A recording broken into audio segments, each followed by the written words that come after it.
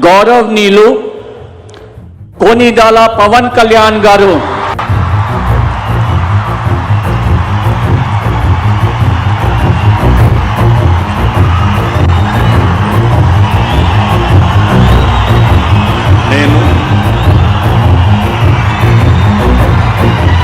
కోనిదల పవన్ కళ్యాణ్ అనే నేను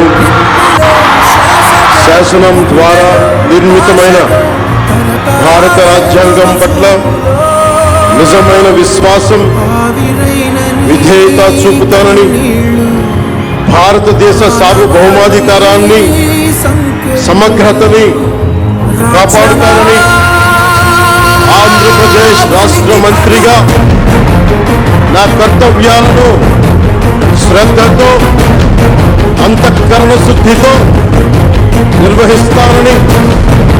భయం గాని